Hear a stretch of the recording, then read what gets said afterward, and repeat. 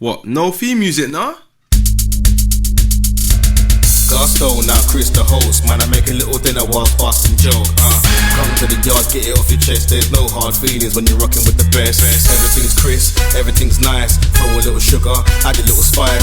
Ask all questions, cook a little rice. Gamble like Vegas and throw a little dice. Raise your glasses, make a toast. Drop by Chris for a Sunday roast. Or 8 taste of his mixology. Get twisted and not off the Hennessy. Now your belly's full, play a game of ball. Gusto, he's coming from the old school. No if buts, maybes, whys. No silly questions, I tell no lies. Everything Chris. Everything Chris. Everything Chris. Everything Chris. Everything Chris.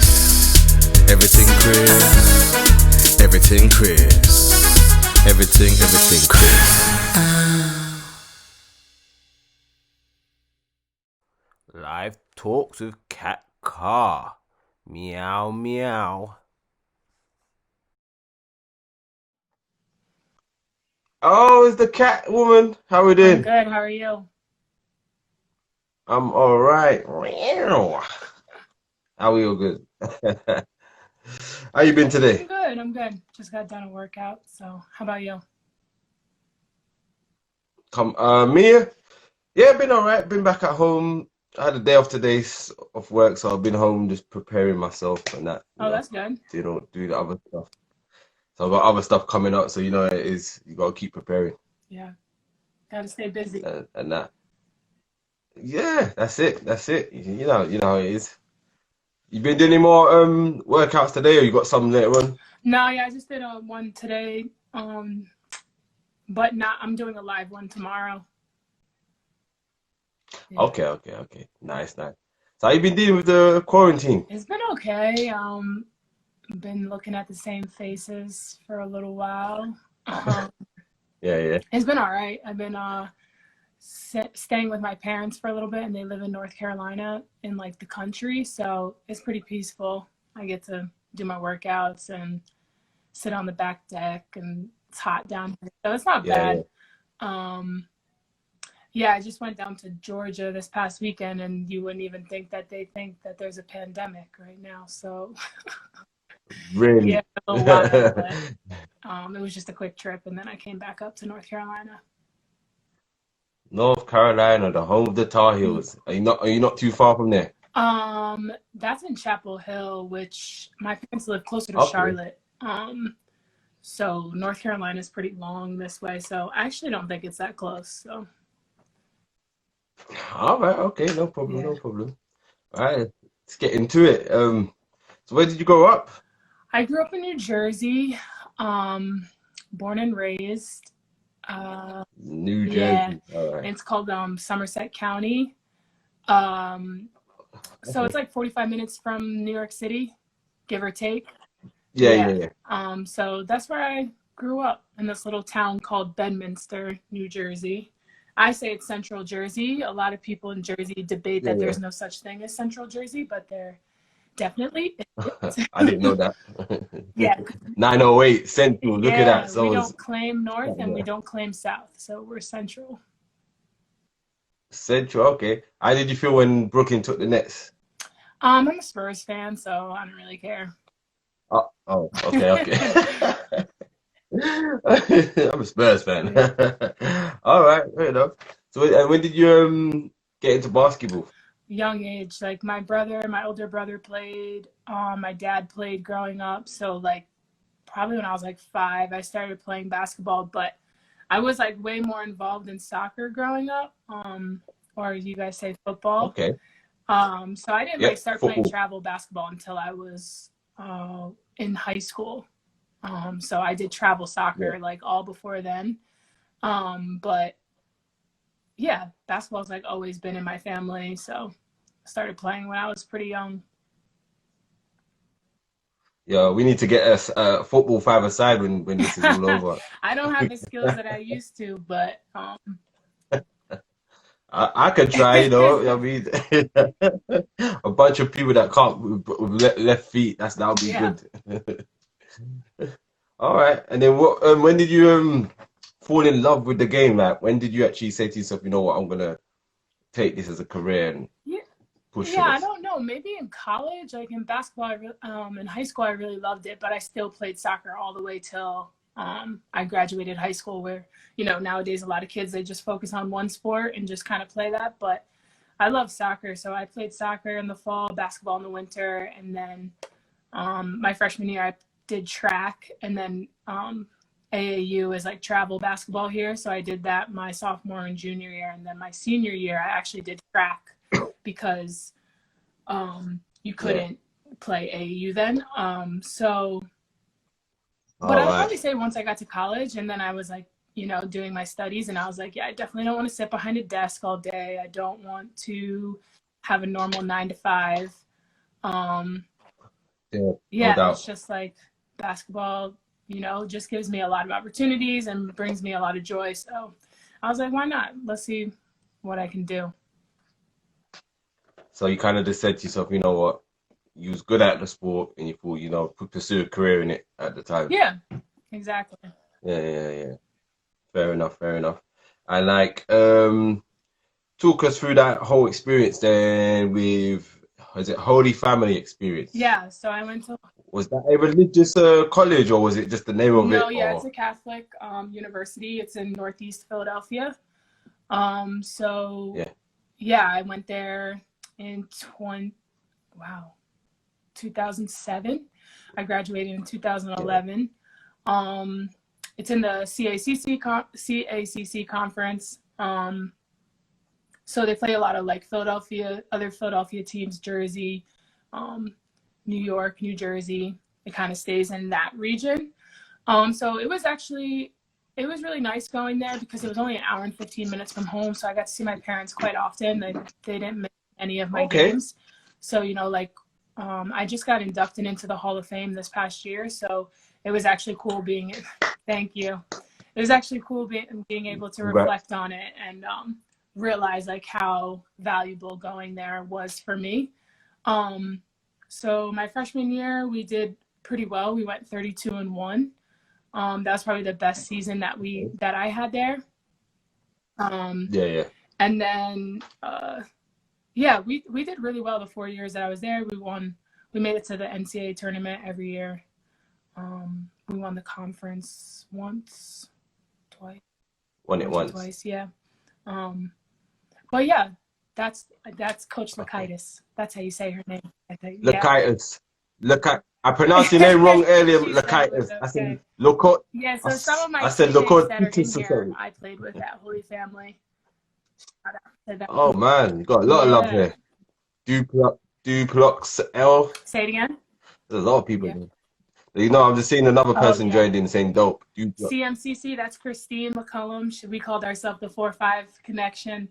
She was a year above me. Okay. Shay's in here. Wow, there's so many. There's a lot of people. Yeah, Shay's in here. She's 2 years above me. But yeah, a lot of those people have turned into like my really good friends. So we're all very close and keep in touch and everything. So it's nice. That's nice. It seems like you got like very positive vibe about yourself as well, man. Because I've seen a lot of people mention good things about you as well. Was that something you had from childhood? Like, you just got an aura about you where everyone you're just likable. Wow, that must be like the first time that I've heard that. Yeah, I don't know. I think I have good energy, but I'm also very like blunt and to the point. And like I'm so passionate about basketball that sometimes I'm not the best I don't have the best delivery, but my intentions are very I try to make sure my intentions are good, and I've definitely grown in that aspect of the game and like learning how to be a leader and certain things like that, and learning how to, you can't talk to everybody the same way. But yeah, I'm just very passionate about basketball and very, very competitive. So, sometimes that gets the best of me. But yeah, I try to make sure that my intentions and, those things are, stay the same. Okay, so what kind of things have you learned from being a leader? I know when I watched a interview with Kobe, and when he's talking about him being a leader, he doesn't look for people to like him. He says, if you end up hating me, then it's your problem. What's your approach as a leader?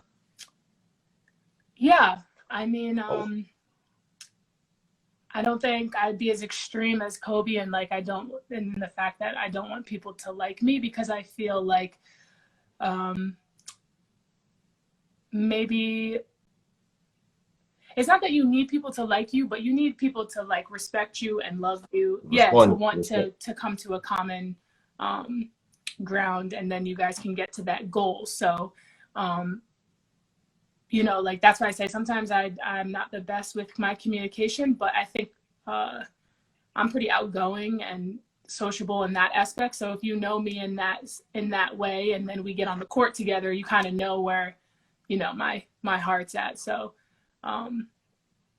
it's not necessarily I definitely don't care about my opponents liking me, or you know, that type of stuff. And sometimes you do have to give a little cold shoulder to your teammates or something like that, just so they'll, you know, get their act together. But I think Kobe was a different beast for sure. Yeah, definitely. Well, you know, your leadership has you know, got you some great success, you know, winning playoff 3 times. You've won a league as well, and you've got the MVP, so it's a testament to you, really. So talking about the Sevenoaks, how did that all come about? Was that Sevenoaks your only option, or did you have other options in the WBBL? So believe it or not, my first year out of university at Holy Family, I graduated, I went to Northumbria. So my first year, in the WBBL, I played for Northumbria, and I went there, and you know, a lot of deals within the WBBL is kind of like you get your masters and you play. So you play on the Bucks team, and then you play within the WBBL. But back then, it wasn't considered the WBBL; it was just Division I. So I did that for a year, and then I don't know. They kind of had like, I guess, like money problems or whatever. So they only brought back one American, who's actually one of my best friends. She's in here too, T. And so I played with her at Northumbria for that year. Then I went home for a year.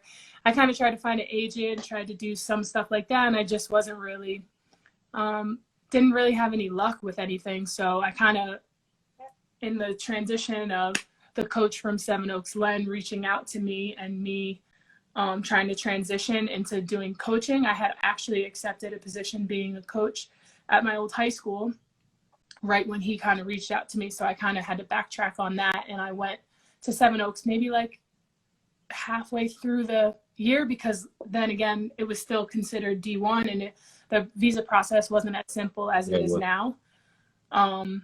And then, so yeah, I went there for maybe half the season. And then the next season I was like, you know what, I got to give this a full go. So I didn't, you know, really look to go anywhere else. I was like, I'm just going to go back there. I enjoyed it there. And then, yeah, ever since I keep one more year, and I just keep ending up back there playing. But yeah, it's just, Sevenoaks is great. Yeah, I've been there. Just giving yourself one more year each time. Six years, I want to say. In there 6 years. Yeah. Well, I guess they turned into the WBBL maybe 3 years ago. 4 years ago. Yeah. Yeah, I think quite a while back. Yeah, 4 or more, maybe a bit more. I'm not too sure. I looked online. It did say 7 or 6. I can't remember. But it's been. It might be 7. Right, it might be 7. It's hard to count sometimes, because the first year I went was like kind of like half a season, and then the next time I went it was. And then it turned into the WBBL. So, yeah, but we've had a good run. It's been amazing. No, it's been amazing. It's been glad to see that they've made a professional league over here for you women. I found out about women's WBBL last year, and it was they've got WBBL. I thought it was all D1 all this time, but I didn't know it was WBBL. So it's been great to see that, definitely. Yeah. So, talking of Sevenoaks, because I used to go to college near there, and I know about Kent very well. What was your whole perspective on the Kent life, you know, of Sevenoaks on and off the court? What do you think of the culture over there? Well, we don't actually live. Well, one of my teammates lived in Sevenoaks for a while, but we don't. I live in Surrey, so we travel quite a bit. Yeah, we travel quite a bit to go to Sevenoaks, and I've never really like explored Sevenoaks besides like the main street. But yeah, so we travel like a good 45 minutes each way to get to Sevenoaks. for practice and stuff. But I mean, Surrey and Sevenoaks are both right outside of London, so you know that's one of the best parts about those types of locations. So. Because I thought you'd be in Sevenoaks, because it is a nice upscale area, but I thought you was like right there. So what's the basketball culture like playing for Sevenoaks? The fans, you know, how did they embrace you and stuff? Sevenoaks is they have a great club, so they really focus on bringing up the younger talent. My first couple years was really only involved with like the girls side. Like my first year, we had, I want to say we only had 3. We had 2 Americans and we had a girl from Denmark. And I want to say that's the only non-British people we had. And so we had a lot of young girls step up that, you know, eventually go and play in, go to the university for, go to the States for university.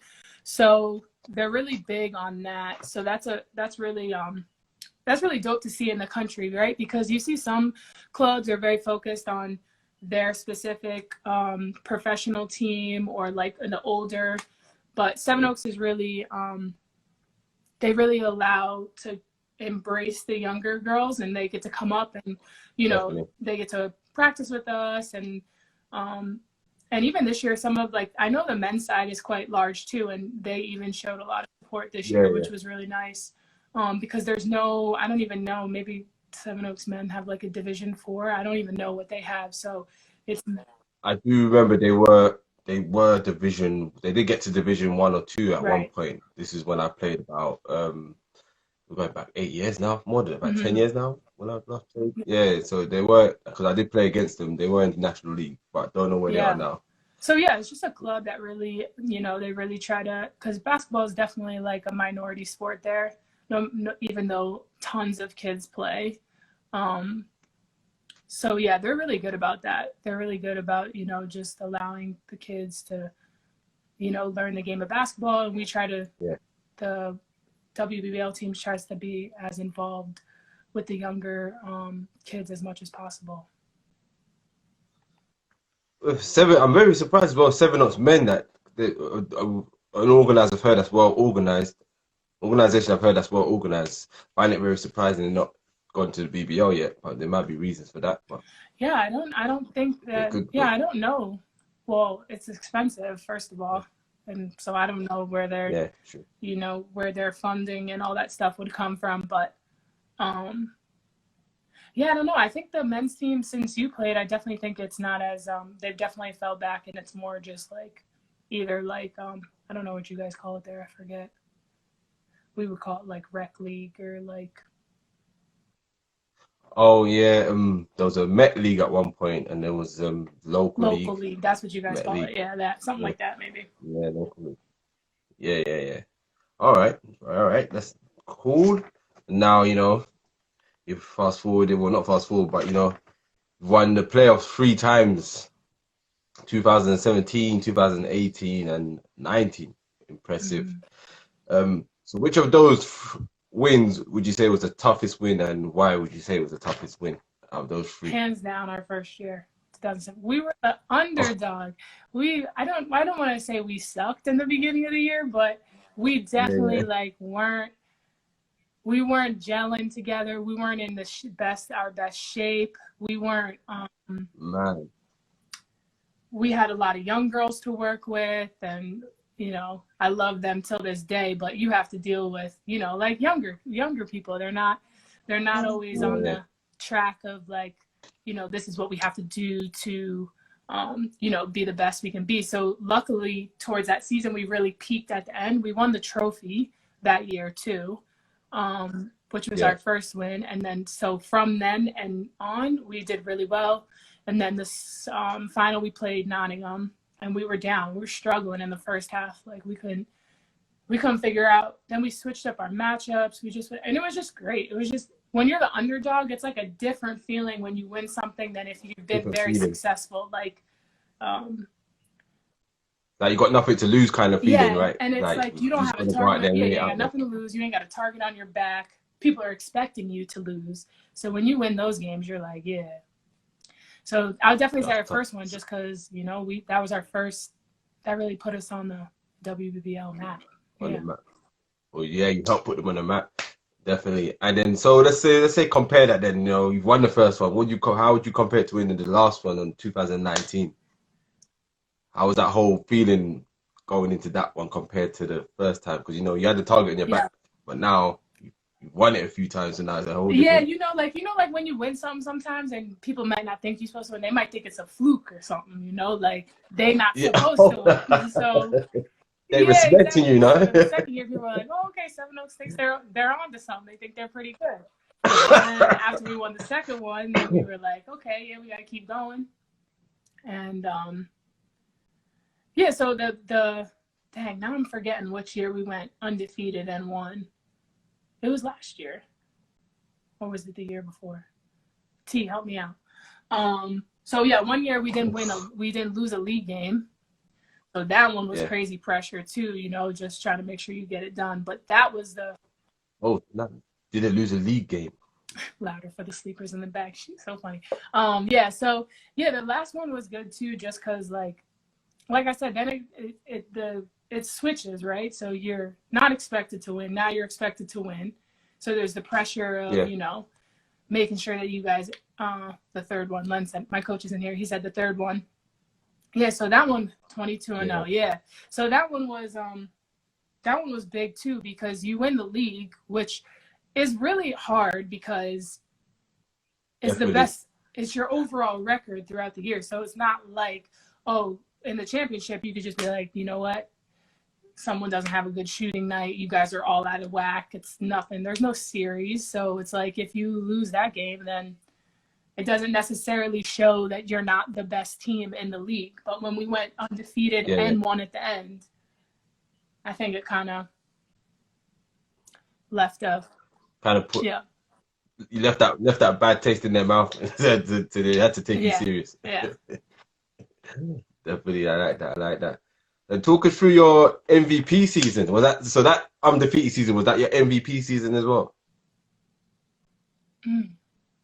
I think I think so. You won that one in 2018. 2018. So last year I didn't win it. So the year before. Yeah. No, it was that was just the season that we might have only lost one game that year, but we still won the league. Okay. I think we had lost to Leicester in the league game, but we had beat them by more than we had lost to them, so we were okay. But my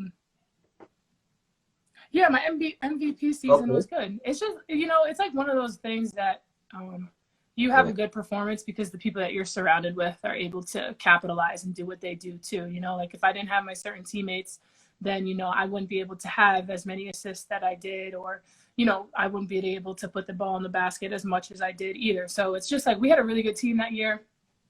We were able to play off each other. Anybody could go off.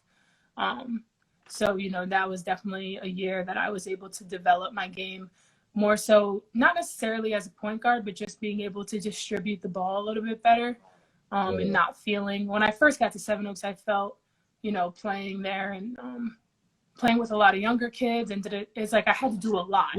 And my shot selection wasn't as good as it is now, because it's like when you feel like you have to do a lot, you know, I just be jacking the ball, you know, because it's like if I don't shoot it, but now it's like when you surround yourself with better people, you don't have to do that. You know, you can attack when you need to attack, and you can give the ball up when you need to, or, you know, sometimes you can just sit back and watch your teammates do it. So that was definitely a good year. So would you say that? So would you say that was some of your toughest challenges in your MVP season, knowing that majority of the responsibility was on you, you know, and also making other people better during that process? Was that some of the toughest challenges in your MVP season? Yeah, I mean, you have to find that balance, right? You have to find that balance, and you know, some teams it's going to be different. You know, you're going to have to shoot more than you distribute, or you're going to have to distribute more than you shoot, or you're going to have to do other little things. But you know, that season I was like, if you ask any of my teammates going back to like college and stuff like that, like I can't wait to give a good assist or you know, find my teammates in their spots. You know, that's the beauty of it. Is Yeah, like when you really learn your teammates, it's like I don't even have to think, oh, I know that person's going to be there, so if I create, I know they're going to move there. So I wouldn't necessarily say that that was like a pressure that I felt. I just felt okay, yeah, I just felt lucky to have those certain people in those positions, because you know, when they do good, it in turn makes me look good, and vice versa. You know, like that's the beauty definitely. of being in a team sport, is that you know, I don't have to shoot the ball well every game. I could go out and give 10 assists and 10 rebounds and have 5 points and be completely satisfied with that, you know, as long as we are Okay, winning and doing what we need to do. So, definitely. So talking about teammates that you know that help you relieve pressure in certain games, talk about some of the teammates you have. So I know you've got one of the legends who's online now, Tiani Clark. yeah, I've heard her name a few times. I've heard her name a few times through some of my shows, and also I believe you've got a young one who I've heard is a prolific scorer off the bench for you guys. Is it Janice? Janice, yeah. Janice Mono Kana, Yeah. is it? So yeah, what's the chemistry like with those two? Because you know you got Tiani, who you know has got some Yeah. experience, and then you got the young one coming up, Janice. Yeah. So, yeah, like I said, T and I played together at Northumbria my first year out of college. Yeah. I wouldn't say that we really were able to learn each other that well that year. T was dealing with a lot of injuries. We had a different dynamic of a team, so it was like a lot different. So we definitely relied on each other a lot that year. But then once we switched over to Sevenoaks, and when she finally joined me at Sevenoaks, yeah, we just gelled really well. Like Yeah. T plays out of her position on our team, but so she plays as a point guard, but she's more like a two. Yeah. And I think that I'm able to help her in that role a lot too. Like T probably led our league in rebounding for like the past 2-3 years. So she'll just get that and outlet it to Oh, me, okay. and I'll just go. Or she, you know, it's crazy. So we're really able to like kind of fill that role for each other when, you know, like if she's being double teamed, bring the ball up, I'll bring it up, or, you know, vice versa. And we can just kind of play off of that. Yeah, so I mean, we just know each other really well. Like she knows when I'm driving, like where I need her to be, and I try to do the same for her. And yeah, Janice is good. She's like our Energizer bunny off the bench, you know. She's like, yeah, she's definitely like the best sixth man that we've had for the years that I've been there. And yeah, like Janice is just gonna do what Janice does, you know, like she's gonna score for us. Definitely. Yeah, she's definitely gonna score for us. So we need that as a sixth man coming off the bench. But yeah, she's another one that really can read me well. Like if I need her to be on the 3-point line, if I'm doing something, or if I need her to cut. Yeah, it's kind of crazy. Like, you know, it's just like the rhythm of the game. You kind of learn like the rhythm of your teammates. So if I'm driving, she knows when to cut and stuff like that. So yeah, both I think we've been able to all three of us pretty much work together and, you know, figure out where we need to be for each other. Can you see a future with Janice? Can you see her being one of the main people to lead this league in the future?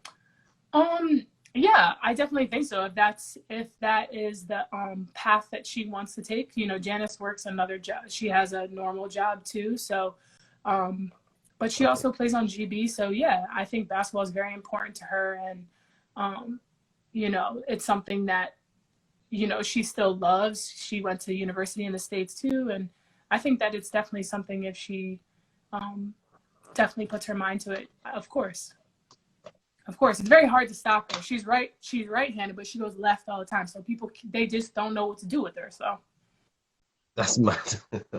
I saw one highlight of her when she was killing who is she killing? She's killing Leicester. There was that a might game be where her she was favorite team to killing kill. them. Oh my gosh. And it's like there was a part in a highlight, she made a jump shot and the whole Leicester team looked at each other like they were gonna argue with each other. Like, Yeah. they looked at each other like, "What's wrong with you?" I'm like, I was looking at that video like, if someone's that great, man, there's nothing you can do. You just gotta leave them to it, man. Yeah. Like, there's nothing you can do. Like, She's good too. When she does stuff like that, the best thing to do is hype her, because she'll get real hype. I mean, not out in the open, but like you gotta hype her. So T and I are And the funny thing is, Leicester team they're big as well, so it's like she didn't care, man. I like that, man. Because she's like a solid player, but she's quick. Her first step is crazy quick. So no offense, Leicester and Kremesh, and everyone that might be in here, but I had no answer. And Kremesh, man, the space to feed Kremesh, man. You know what I'm saying? That's it, man. Oh my gosh, man. Oh, that's no, she's amazing, man. I tried to get her on here, but you know, her and Tiana are talking about. I'm never gonna say what it is. They said why they can't come on. You seen the message? Yeah, I don't think you'll be able to get Janice on here either. You might have better luck with Tia and Janice. So don't worry, we'll get there. We'll get there. Oh my gosh. So anyway, on this talks, I always ask everyone the same question just to get their perspective on it. So you know, what's your views on the WBBL and the BBL in this country, and what things you think are working and what things you think they can improve on? Yeah, I think that sorry, Tiani. The WBBL has definitely made strides from, you know, when I started playing in England. So that's a beautiful thing to see. You know, I don't know too much about the BBL and like kind of like where it started and, you know, all those ins and outs of it. I know the WBBL relies on the BBL a lot for support and stuff like that, and just kind of how like you said that you didn't even know there was a WBBL till last year. It just kind of speaks the volumes of like people that do play basketball and do love the sport still don't really know that these leagues even exist. So you know, it would be nice. It's really just a matter of teams being able to land some good sponsorship deals and stuff like that, so they can use that money to really market and broadcast. Like, you know, we have at least in the WBBL, we definitely have great players. So it's not a matter of lack of skill or lack of anything in that sense. It's just that I think, you know, it's just a matter of trying to find funds to be able to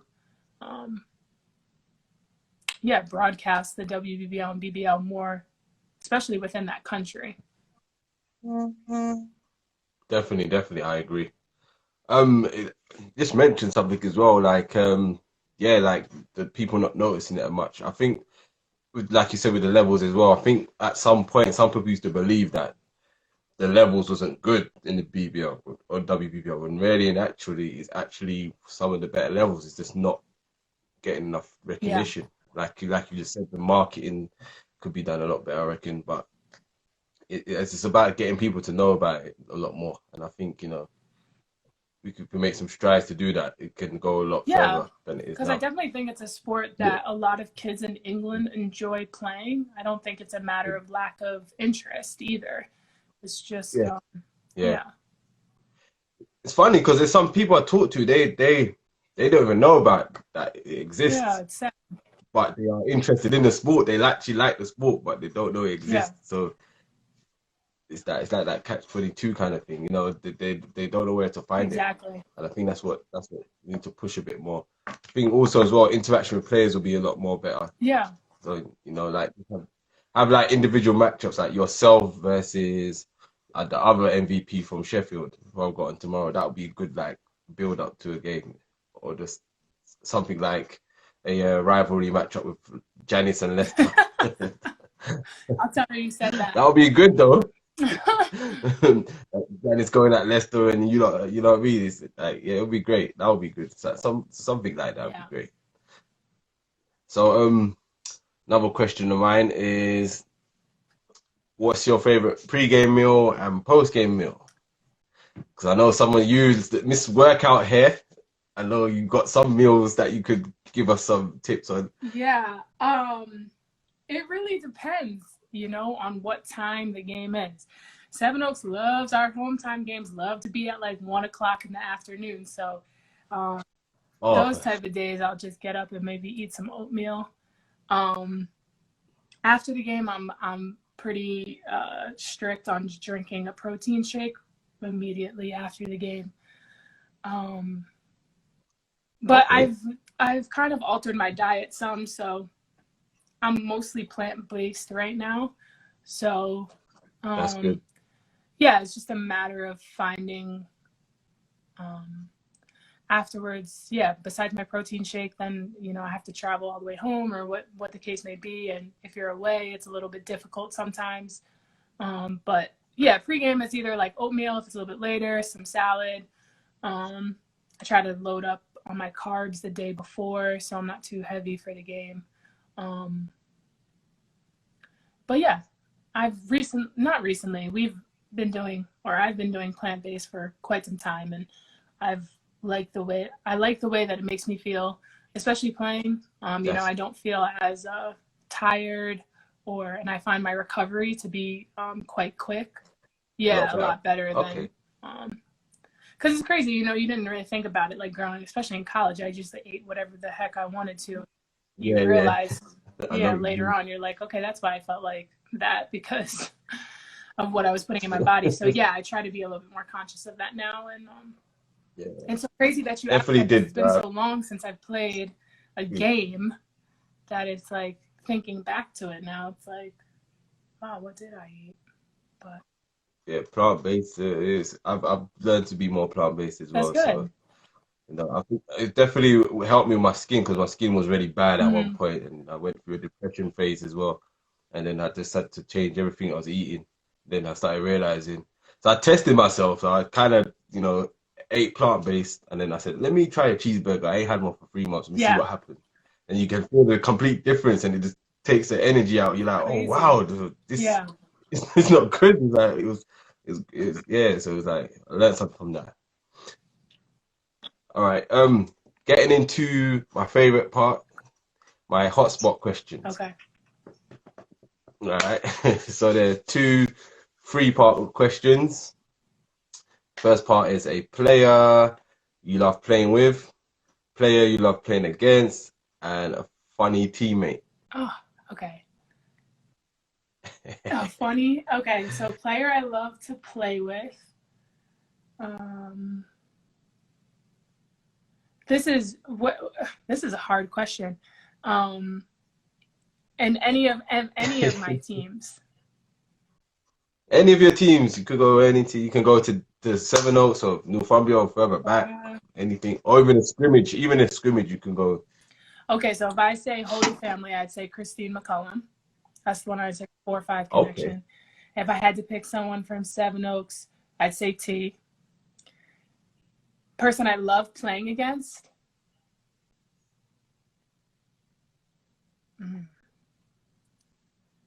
I mean, as a whole, like Leicester, we love whooping they. Dang, I'm trying to think, because that's a question like, do I like beating them, or do they bring out the best in me? You know what I mean? Okay, Yeah, yeah. you So know it's somebody that does challenge me, Benny from Rand from she plays for Manchester now. She used to play for Leicester, but now she plays for Manchester. oh, Ryan Yeah, I Bailey. can't wait to play her because she stayed trying to get me in foul trouble, trying to act like I'd be flopping. So I'll say Benny. Oh, And then oh. teammate that's I used to go. I used to go university with Bailey. I know Bailey yeah. very well. She's funny, man. I like her. No, we're cool. But yeah, she definitely on the court. We definitely. And then funniest teammate would probably be T again. Oh. She's funny. She goofy Yeah, right she's here. That's what goofy. she said. She's goofy. All right. So next three is a bit of controversy, but Uh-oh. not too much. The next three, player you didn't like playing with. So not necessarily someone you didn't like. Could be just a person that could be a friend that you just didn't like Right. playing with, but you're cool. Player you didn't like playing against, your kryptonite, and then a funny opponent. So Benny would be funny opponent again because she's funny as heck. Person I didn't like playing with. Damn, I don't want to drop any names. See, I'm not like Kobe. See, I don't want to hurt anybody's feelings or. Okay, you can say you can talk as a situation. Some people have said, I'm not gonna say the names, but there was a situation, and then they go into Yeah. it.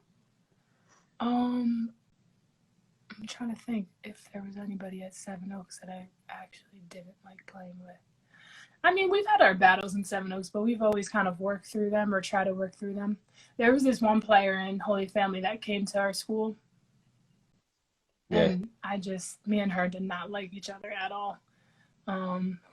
Oh, damn. Yeah, she came from a D1 team and she transferred to us. Oh God, Karen, no. She came to us. She was a So if D. you drop the name, I got your Yeah. back. She was yeah, she just, I don't know. Sometimes when players transfer from D1 to my school was a D2, they think they're, Yeah. Okay. And I was trying to let her know, like, top name. nah, that's not gonna happen. Yeah. So There's a reason you transferred to D2 and not to another D1. So yeah, I definitely did not enjoy playing with her at all. And then what was the second one? Oh, who's my kryptonite, like who I don't like playing against. Who you didn't like playing against, yeah.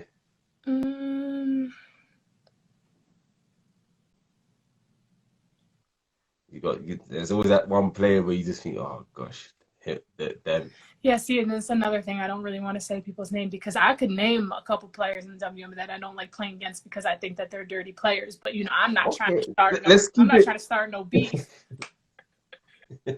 Let's keep it mysterious. Yeah, let's keep it mysterious. You know who you is. Okay. Oh, can we name it? Are we allowed to know the team or whereabouts the team is? Leicester. Or one of the team? Oh, damn. Leicester. Kramesh, see, you Leicester people starting trouble. Yeah. But that's good. That's good. I like that. Any funny stories with Benny? So one time we were playing Benny, and I think I went to go shoot it, and she closed down on me, but I didn't. I traveled, but they didn't call it. So she was like, "Are you serious?" Whatever. The rest of England can't wait to tee you up. Yeah, with a Birmingham accent. They can't wait to tee you up. So I can't remember if she got a technical from before or if she So then she laughed. She laughed at them. So then they teed her up again. So they kicked her out of the game when she was right the whole time. But she got kicked out for getting 2 technicals on a call that was actually she was correct on. But that was. Yeah. Oh, Benny, man, I'm gonna get her on here soon. Definitely gonna get her on soon. Here. It's gonna be funny.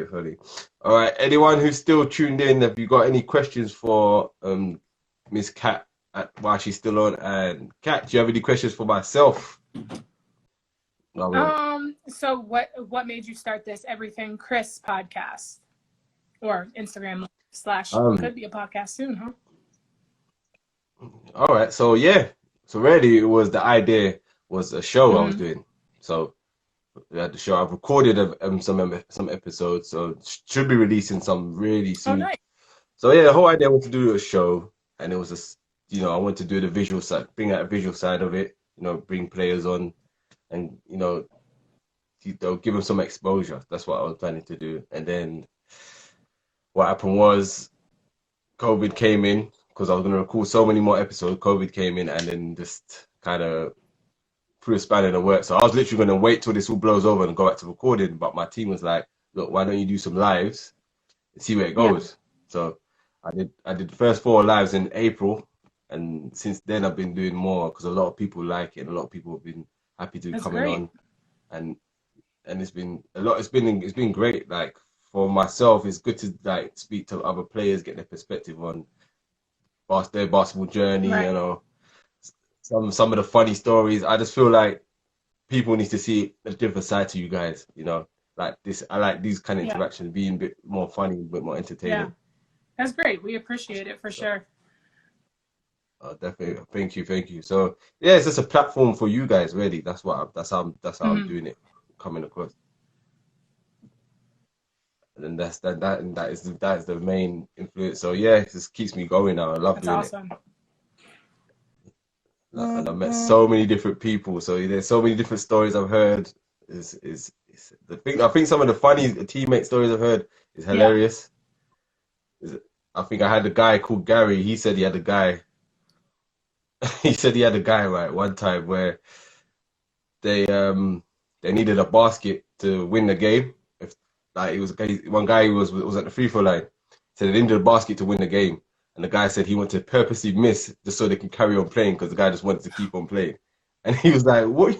Now, he's like, what are you doing? Just score, man. I want to go Yeah. home." Like he said, "Nah." Might have to fight. So there's funny stories like, yeah.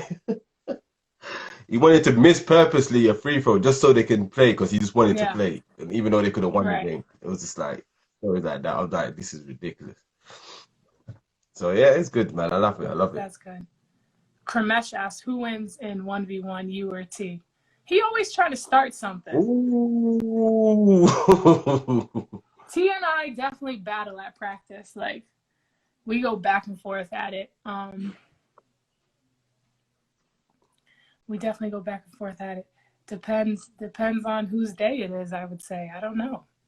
It would be a great Okay. matchup.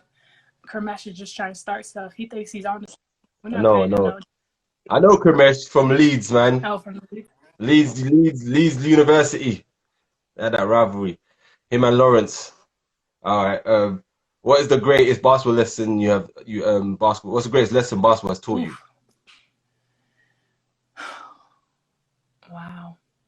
I mean, basketball, when you really think about it, basketball has been in my life for such a long time. It's taught me so many things. Yeah. Wow. Oh, wow. She said you're little. T said I'm little. Oh, wow. Gee. The greatest lesson that basketball has taught me, probably that like you're capable of doing a lot more than you think you are. You know, like some of the practices, some of the, games, like you're going to go through some losses, you're going to go through some injuries, you're going to go through some, just like you might just go through bad games, a bad month, bad teammates. You never know what you're going to go through. And I just think that basketball has taught me that you got to just keep going and you got to work through those things. Like, it's just like life. Like, everything's not going to be easy. Everything's not going to be handed to you. In order for you to be successful and to get to the level that you desire, is you're going to have to work, and you're going to have to put in the time and effort to like get to where you want to be. So I think basketball has definitely taught me that basketball is just like life, is what it's taught me, is that yeah, you're going to be on top sometimes, you're not going to be on top sometimes. And what are you going to do when you're after a loss, or what are you going to do when your back's up against the wall, basically? Definitely. One thing I think basketball taught me definitely was just from my coach in Brixton, who passed away not long ago, Jimmy. He said, you gotta just keep going, you gotta keep pushing no matter how much life is throwing at you. So that's what I took from basketball. I've been through some situations, you just gotta keep pushing through. Keep going. You gotta keep going. So I learned that. All right, is there another? Get one more question in. Tiani says, I'm 6'5". Okay. So who is your favorite PG you played with, and what's next for your career? Favorite PG I played with. Dang, I played with some. The person that asked that was my point guard in Holy Family. We only got to play together for 1 year. Yeah. But yeah, Kelly was definitely a good point guard that I played with. She would definitely be up there. I don't necessarily always put T there because, like I said, she kind of plays out of her position, but that's what she is on our team too. So I put her in there. Listen, I play PG a lot too, so I gotta rep for myself too. So those are my top three: Kelly, T, and myself. Oh, no, what's next for my career? My career. Oh, like I said, future plans, short, long term. Those are kind of the same questions. Yeah, I don't know, with this pandemic, I'm not really sure like what's going to happen with basketball and, if the league is going to be up and going and whatever. But um, yeah, I still have love for the game, and it's going to be involved in my life no matter if I'm playing or if I'm coaching or um, any of those things. So, those are always still options for me. Um, I'm really into fitness right now and just trying to figure out, my future endeavors with that, and putting kind of fitness and nutrition together. So I'm doing some courses on that now. So yeah, I'm just trying to fill my time that I have now to try to figure out, what is my next step with basketball or without basketball, because unfortunately I can't play Yeah, yeah. forever. That's definitely it. Yeah, man. Got plan for the future. That's cool. Mhm. No worries. All right, everyone. Thank you for tuning in, Kat. I appreciate you coming on with Yeah, me. thanks for asking. Definitely, definitely. I had to get a superstar in here. No, definitely. I appreciate it again. Everyone else who tuned in, if you want to follow Kat, she's on Kitty Cat 02, Zero right? two two. Mm-hmm. 022. Kitty Cat 022 and myself, Everyting Chris _2020. And yeah, Kat, thank you for tuning in Yes. again. Thanks for having Appreciate me it. on, Chris. No worries. I'll be in touch to watch your workouts. I hope so.